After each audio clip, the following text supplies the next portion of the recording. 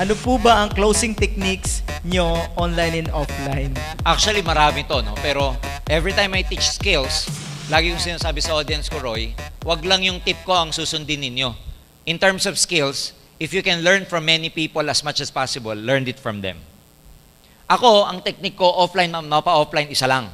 Show them the result pag nagko-close kayo. Kasi pag nagpakita ka ng result, whether pictures, tag, okay? Ang tawag kasi sa result, benefits. So, ang pinaka-effective for me, in my experience, in terms of closing, show them the benefits pag nag-decide sila na gawin ang AIM Global. Correct. Ganun din, tingnan mo, pag nag-closing kayo ng 7 heads, di ba ano pinapakita nyo? Benefits ng 7 heads versus single head. Ang tawag doon, benefit technique. Papakita nyo lagi yung benefit. Papakita nyo lagi yung benefit pag nag-AIM Global, ano dapat? Ibig sabihin, ano yung benefit nila pag nag-AIM Global sila? Ito yung pwede mangyari sa'yo. Use the ABC rule. Kasi yung ABC rule, nakakagamit ka ng benefit ng ibang tao Correct. sa para kumbinsihin sila. Tama. Yung videos na pinakita natin kanina, pwede nyo magamit yung pang-closing. Tama. Huwag kayong magko-closing ng hindi kayo gumagamit ng benefits. Mhm. Laging benefit kasi ganito yan. Consider lagi na ikaw yung prospect. Pag magde-decide ka, ang gusto mong makita, ano ba para sa akin dyan pag ginawa ko yan? Mhm. So by showing them the benefit, by showing them the result, parang pinapakita mo sa kanya kung ano yung magiging possible future niya pag nag-join siya. Yun. Kaya at the end of the day, laging benefit technique ang ginagamit ko nung araw. Mhm. Nakakatuwa nga kasi nung nagsisimula ako, ang lagi kong dala-dala, photocopy ng check-in ng upline ko. Line. Oo. Pag sumama kayo, ito po, ito magiging check-in nyo. Ito yung check-in na upline ko. Hindi ko sinasabi yung sarili ko, wala pa akong kita eh. Yes. Pag tinanong ako, ikaw, magkano ang kinikita mo? Malaki na rin po, pero malapit na. Di ba? Iniiba ko usapan, ito po yung upline ko. Kasi nung araw, puro ano lang eh. Flip chart, naalala mo yon, yung brochure lang na di ba kaliktad? May nakikita pa akong ganun ngayon eh. Yung ano? Folder. Folder. Yes, sir. Yan, dapat meron kayong ganun. So, pwedeng masabi mo, sir, yung pag-uusapan yung part niya. Oo. Hindi ako. Huwag ka magpo-focus sa'yo. Ah. That's very wrong. Off yun eh. Meron kasi, sir, ito nakinita ko, ganito na ako, ito na. Mas effective yung, Third party. ito yung mangyayari Sa'yo. sa'yo, ito yung future mo. Ito. Tignan mo to, dating bodeguero lang, oh. Tignan mo to, dating dating embalsamador, oh. Yan, pwede mangyari sa'yo yan. So, Alam kasi, mo to, sir, nag-7 heads to. Ganun. Correct, ano? Kasi, ang tao gustong pag-uusapan yung sarili niya. Sarili niya. Hindi yung iba. Tama ba? So, pag-uusapan yung Yes. buhay niya. Lagi niyong i-enhance yung skills niyo ng pag-uusapan niyo, buhay Closing. niya. Closing. Tandaan nyo, pag-uusapan lagi siya. Anong magiging siya? Anong buhay niya after 3 years sa ginagawa to? So, puro siya. Hindi puro ako. Correct. Tama yun. Kasi sir, Diba? iba, ako Oo. eh. Tama Puro din. ako eh. Gamit ka ng result. Kaya yun, mag-isa. Oo. Laging ako. Remove the I. Di ba? So, Bato mo lagi sa kanya. Bato mo lagi sa kanya. yes. Ganyan ako mag-closing nun. Sir, tama po. Yung mga nag-online sa inyo, ang ginagamit, di ba mga pictures din? Puro ano? Pictures ng Puro ito. iba. Puro iba? third party. Ayan. Sa ito, katulad ito, Sa gagamitin ACI, to. nagagamit Yeah. na ng ACI yun. Ito sir, yung video, gagamitin nila Yan, ito. itong video, in the future, magiging pang-closing technique Pang-closing ito. ito. Madami ano. Oo. Okay, number 2. Ano po ang tamang approach sa pag-prospect ng mga businessman at businesswoman?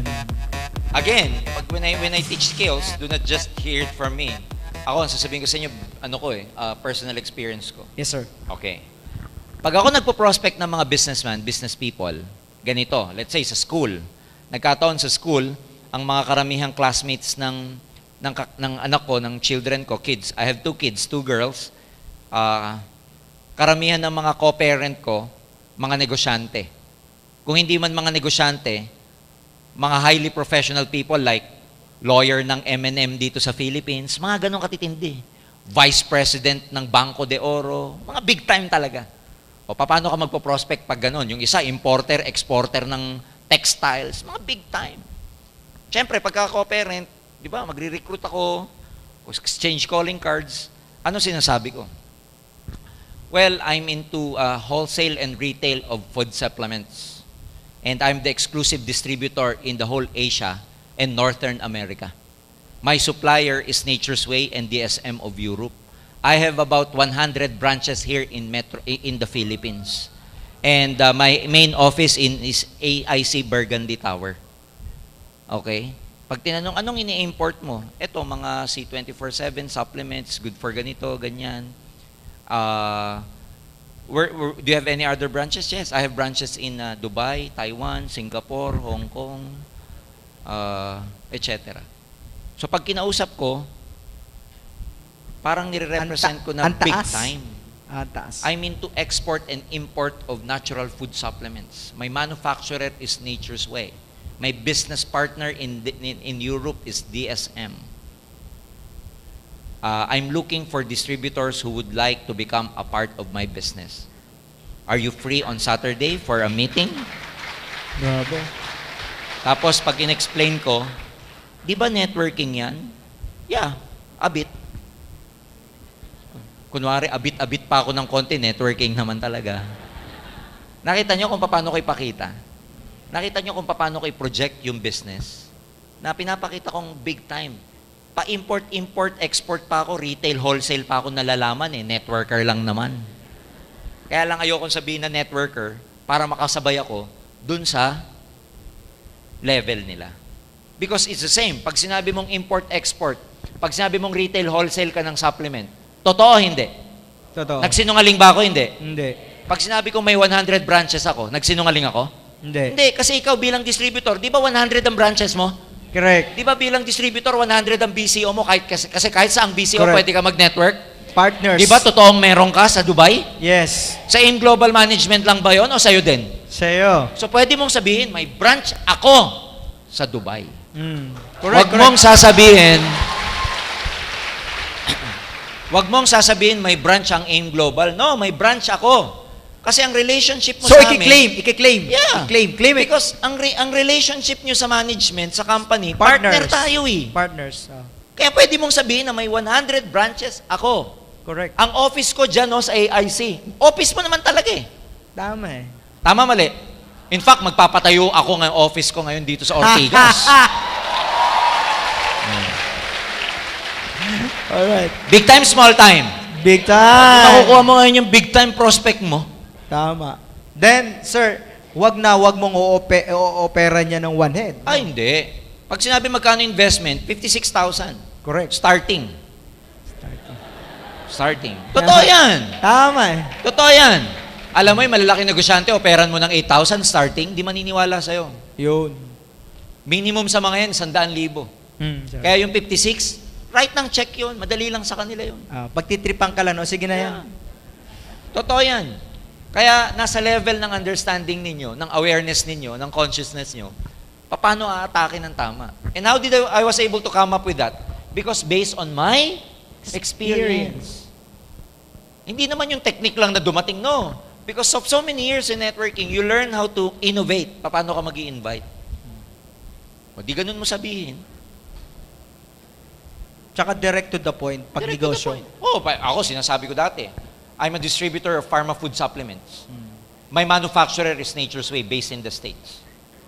Saka wag kayong magpipresent na napakahaba pag businessman. Oo. Ilang minutes, sir? 15. 15 On top minutes. na yun. 15. So, huwag kayong Direct to the point. Huwag kayong magde-demo dyan, ha?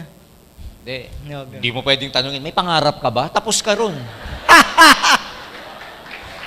Huwag mo ilalatag, ito po ang mga pangarap niya sa buhay. Oo. Magkano? Huwag, ha? Hindi mo pwedeng Diretso, yabangan ng kotse yun. Dahil minsan, mas magaganda pa kotse nila.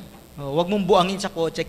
Pero ang gusto-gusto ng negosyante, kikita siya, At magkano makakatulong. kikitain niya, gaano kabilis kitaan, bakit madali ang kitaan, yun ang dapat tandaan nyo, yung bakit siya kikita, paano siya kikita, madali siyang kikita, mabilis siyang kikita, yun ang gustong-gusto niya marinig. Dapat tas marinig niya yung milyon ang kikitain niya, yung milyon. Computan nyo ng milyon ang kikitain niya, yun ang gusto niya. Kasi ang negosyante, sanay yan sa malaking figure. Oo. Sanay yan sa milyon. Sanay Hindi sa yan yung kitaan. katulad ng kaibigan mo, pag sinabing 24,000, ha? Ang negosyante, pag 24,000, normal, okay. Totoo. Kasi yung mga yan, pwedeng kumita ng 100,000, 200,000 a day. Sanay sila doon sa figure na yon. Correct. So, lakihan nyo. Kaya minsan hindi nyo napapasali kasi ang competition nyo masyadong maliit. Lakihan nyo po. Normal sa kanila yung naririnig yung milyon ang kikitain, kikita ng milyon a day. It's normal. Okay po. So, lakihan nyo. Yun ang diskarte sa negosyante. Negosyante. Ayan. Ano po ba ang mas best way mag-start sa pag-network offline or offline? Chris Roy. Ano ang best way mag-start sa pag-network? Offline or online? Parang tinatanong, Oo, tama. Anong mas best? ano mas best? Oo. Ako kasi traditional, syempre, ang sagot ko, ang maganda kasi sa offline, yung traditional networking, diyan ka matututo ng proper skills. Diyan, home party, diyan ako nagkaroon ng audience na lasing. Diyan ako nagkaroon ng audience na doktor, ang yabang ko mag-demo. Napapaputi ko yung betadine eh. Yabang ko, may doktor, oh, bakit pumuti? Lunok ako, hindi ko hindi ko masagot eh. Doon ka matututo eh. Doon ka matututong mamutla. Doon matututong umurong dila mo kasi yung kausap mo mas mayaman pa pala sa'yo. Niyayabangan mo, mas marunong pa. Yes. Yung ganun ba? So online ka, ang tawag dyan street smart, sa kalsada ka matututo eh. Correct. Sa online kasi okay lang, pero based on my survey, although I've never tried online pa ng ganun ka-rigid, paminsan-minsan lang kasi, minsan Roy, ang advantage kasi, with being in the industry for so many years already, and pagkilala ka na, nagpaparecruit na sa'yo yung ibang tao. Mhm. Hindi na yung tayo yung nagre-recruit, nagpaparecruit May na. lumalapit na So, kumbaga. sometimes I have prospects in Dubai, in Saudi. So, tinuturuan ko lang. Hindi ganun ka-rigid. Hindi katulad nung iba talaga nakatutok. Pero based on my survey, mas effective ka daw sa online pag nakaranas ka ng offline for a while. Yes. Yun ang, Actually, sir, oo. lahat ng mga galing sa offline, ay sa online, kasi nag-offline muna sila. Yes, So, ang best oo. way pa rin, Offline pa rin. Yung traditional pa rin. Kasi, doon mo mako-conquer yung emotions mo. Doon ma-overcome yung fear mo. Doon lahat eh. Doon ka matututo ng mga proper skills. Doon ka mapapahiya. You'll get the taste of being rejected. Doon lahat. Kaya for me, the best way, bago kayo mag-online, have at least a slight experience of how to do it manually. Traditional yung offline. Saka yung mga nag-online, mag-offline kayo. Kasi makakatulong lalo yon sa pagbibusiness nyo sa online. Yeah. Tama. So, wag niyong kakalimutan yung offline. Yung mga katulad nito. Kaya lang yung iba kasi nabubulag. Since alam nila, mas madali sa online, sumasalang na kagad sa online. Learn the basics first. Lagi ko nga sinasabi, you have to be brilliant on the basics. Hindi ko sinabing good, ah. You have to be brilliant on the basics. Pag sinabing brilliant, excellent. Magaling ka dapat talaga sa basic. Kasi mastery yan eh. Mastery. So you have to be brilliant on the basics. Paano ka magiging brilliant on the basics kung online ka kaagad? So sa offline, maranasan mo lahat sa offline. Doon ka matututo. Ito na, malapit na kami. Dalawa na lang to, sir. Sample script sa pag-invite. Sample Marami script yan eh. sa pag-invite. Luma na yung yung business. Open ka ba sa extra income? Alam na kagad yun. Networking yan. Di ba? Luma na yun eh. Sample script sa pag-invite. Mahirapan tayo makarelate kasi sa bagong tanong to eh. Ako kasi, sir, hanggang ngayon, may mga bago pa ako. Diretsuhan. Hindi, kasi pang lumang sagot yan. Luma na kasi tayo eh. Yung Oo, diretsuhin nga mo. Kasi pag marunong ka na mag-defend nung networking, nung aim, pwede mo nang diretsuhin. So, advanced na eh. No? Parang sasabihin mo, bro, nasa aim ako. Narinig mo na ba yung networking aim global? Whatever ang sagot niya, whether oo o hindi, kaya mong sagutin. Pag sinabi niyang, oo, alam ko na networking yan eh. Sasabihin ko sa kanya, bakit? Ano alam mo sa networking? Yan yung yung pyramid, di ba? Yung may ganyan, left, right, tapos ganyan. O tapos, yung ganun. Wala. Yung meron kang upload tsaka download, di ba? Yan yun. So, I think, sir, pinaka-effective pa rin yung form. Form pa rin. Ifo-form mo pa rin siya. Yung family, Occupation, recreation, then message. So, ipapasok mo yung message pag na-form mo na yung tao. So, sino dito hindi nakakaalam ng form? So, lahat naman nakakaalam ng form, no? Hindi mo alam ang form? Tanong mo po sa upline mo. Hindi. Yung upline. Ako, masasagutin ko doon ng ganito. Paano mag-invite ng kaibigan mo na alam na nasa networking ka na? Ha? Alam na nasa AIM Global ka. O paano nyo imbitahin nyo? Yung alam na niya na nag-networking ka, alam niya na na-active ka, pero hindi mo ma-invite. O, sige, yan na lang. Alam mo paano ko imbitahin yung ganon? Ganito. Ito script ko. Kaibigan ko ha. Alam na nasa AIM Global ako, networking ako, or whatever. Sabi ko sa kanya, bro, pagbigyan mo na ako. Tignan mo lang yung marketing plan namin. Invite naman kita. Ayoko nga niyan, networking yan, AIM Global. Bro, wala akong time talaga. Tsaka alam mo naman ako, negative ako sa ganyan eh. Kunwari, ganun ang sagot niya. Sabihin ko sa kanya, sige na, pagbigyan mo lang ako. Pakita ko lang sa'yo. Kung ayaw mo, hindi na kita kukulitin. Sasabihin na naman niya, di, pero busy talaga ako, wala akong time. Eto, last na sasabihin. Di ba, Brad, magkaibigan naman tayo. Sabi niya, oo. Kung meron akong hihilingin sa'yo sa buong buhay nating pabor, sa pagkakaibigan natin, pagbigyan mo lang ako ngayon. Last na. Buong buhay na pabor to, bro. Pag nagustuhan mo, pag hindi mo nagustuhan, hindi na kita kukulitin. Pagbigyan mo lang ako ng isang beses. After this, hindi ka na makakarinig sa akin. Pagbigyan mo lang ako. Tanong, makakahindi, hindi. Ikaw man, sabihin man sa'yo yun eh. Sabihin sa'yo nag-i-invite na, pabor na tatanawin ko, utang na loob habang buhay. Pagbigyan mo lang ako. Pangalawang selling point doon, pag nakita mo, hindi na uli kita kukulitin. Bibigay ka hindi. Sabihin mo sa sarili mo, sige na nga, parang hindi na ako kulitin ito. Kaya nakukuha ko yung mga kaibigan ko, kahit na alam nilang nagne-networking na ako. Dinadaan ko sa ganun. Yes. Maliwanag. Nanay ng downline nyo, o kaya tatay ng downline nyo, o kaya asawa, negative. Ano gagawin niya? Pa-home party ka sa bahay. Pag nag-home party sa bahay, di ba, invite. Ako, ginagawa ko to dati kasi meron downline ako nung araw, Roy. Babae, estudyante, ang sipag. Kaya lang problema ko sa kanya, every time na nagkikita kami, motivate mo naman ako. Nanay, tatay ko, napaka-negative. Pinahihinto na ako, hinto na ba ako upline? Siyempre, ikaw upline ka, ano gagawin mo? Ayaw mo mawala. Bomba ka. Buhay na naman siya. Grabe upline, grabe talaga. Tuloy ako. Tuloy ito upline. Patay ito upline. Ha? After 1 week, balik sa akin, bagsak na naman ang tuka. Upline. Pinalalayos na ako upline. Ang sipag. Bomba na naman ako. Lagi na lang kaming ganon. Sabi ko sa kanya, sige nga, pa-home party ka nga sa inyo. Kunwari, mag-imbita ka ng mga kaibigan mo, kapitbahay, pero ang target ko talaga doon, yung nanay, tatay mo, ha? Sige, nandun sila sa Sabado. Sige, pa-home party yung bata. OPP ako. Mga nanay, tatay, dinadaan-daanan lang ako. Nakikinig. Pagkatapos, syempre, may konting pamerienda. Humarap naman yung nanay at tatay. Sabi sa akin ng tatay na, kasi, ito si Grisel, gabi na lang lagi umuwi. Hindi namin alam kung ano na ginagawa. Tapos pagka uwi, hindi pa matutulog kung ano nung bilog-bilog yung ginagawa sa... Di ako, pinakikinggan ko lang.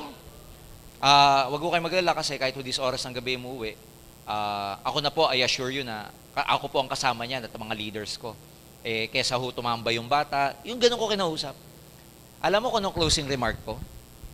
Alam niyo po, tita, tito, yung anak niyo po napakasipag. Gustong-gusto ko pong tulungan kasi nakita ko po sa kanya yung determination. Pero alam niyo po kung may unang-unang tutulong dyan, hindi po ako. Kung may unang tutulong dyan, kayo po. Kasi hindi ko siya kaano-ano eh. Tapos ganun mukha ko.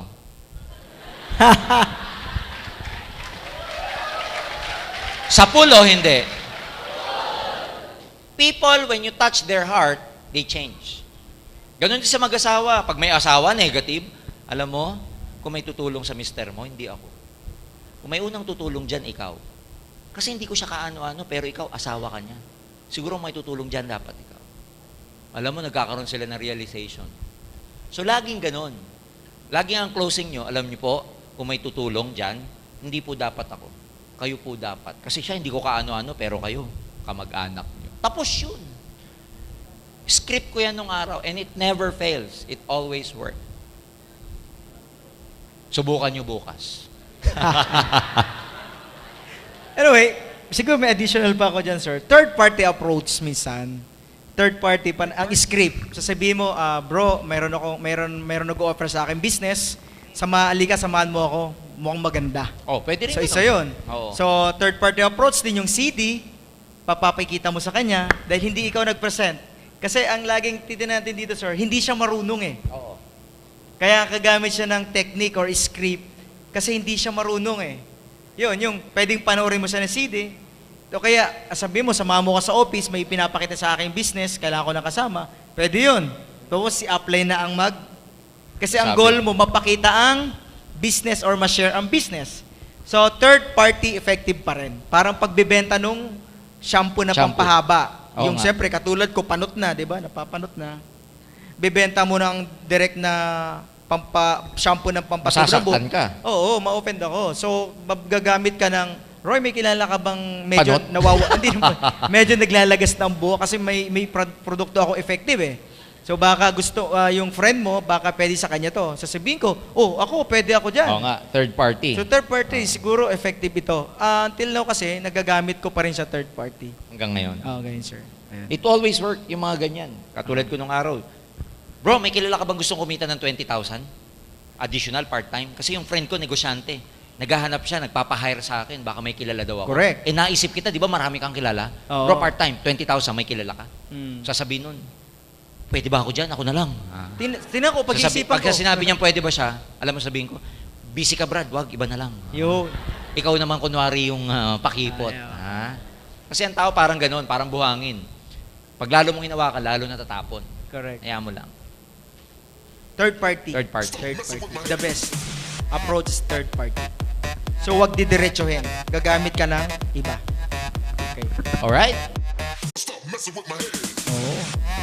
Paano po ba mag-set ng personal goals? Paano po kayo nagsiset ng personal goals nyo? Ganda to, sir. Ako, ako kasi pag nag-goal, laging, may madali, may katamtaman, mas may mahirap. Then, ang mangyayari, pag nakuha ko na itong mas madali, dito na uli ako. Tapos, nakuha ko ng madali. Another goal naman sa may madali. Pag nakuha ko na rin itong katamtaman, may goal na uli akong katamtaman.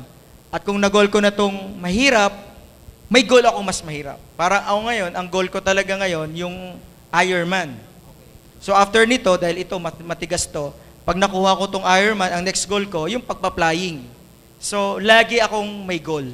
So tatlo lagi ang goal ko. Madali, katamtaman, mahirap. So hanggang namamaster ko na yun, so lahat nakukuha ko yun. Siguro sasagutin ko to on a perspective na hindi sa sitwasyon ko ngayon. Siguro I would say na, kasi syempre at this stage, iba na yung goal namin, syempre. Iba na yung personal goals ko. I would answer this on a perspective of a beginning networker, of someone who is beginning in the business. Paano ba mag-set ng personal goals? Of course, ang goal nyo pag nagsisimula kayo, kumita. Tama, mali? Now, as a beginner, huwag kayong magne-network nang wala kayong financial goal every month. Ano ibig sabihin huwag ka magne-network na wala kang financial goal every month? Kunwari, tinanong kita, halimbawa, distributor ka, Roy, bakit ka nagre-recruit this month? Bakit ka nag-OPP this month? Kung ang sagot mo sa akin, sabi ni upline mag-invite eh. Pag ang sagot mo sa akin, bakit ka nagre-recruit? Networking. Wala kang goal. Wala akong goal. Pag tinanong kita, bakit ka nagre-recruit? Sir, kasi this month, ang goal ko, maka 15,000 ako sa binary. Ang 15,000, 10 pairs yun. Kaya ako nagre-recruit sa left side and right side ko kasi ang goal ko this month, maka 10 pera ko, pera GC. Kaya ako nag-OPP na nag-OPP. Correct. Kaya pag tinanong kita, bakit ka nagre-recruit? May sagot ka na goal, na financial. Yung pagre-recruit mo, yung mga ginagawa mo na activity, dapat nakarelate to sa goals mo. Correct. Huwag kang may activity na hindi mo alam, ba't mo ginagawa? Pag ang sagot mo, Sir, ba't nagre-recruit ako? Bakit? Para yumaman, sir. Ang layo nun. Layo.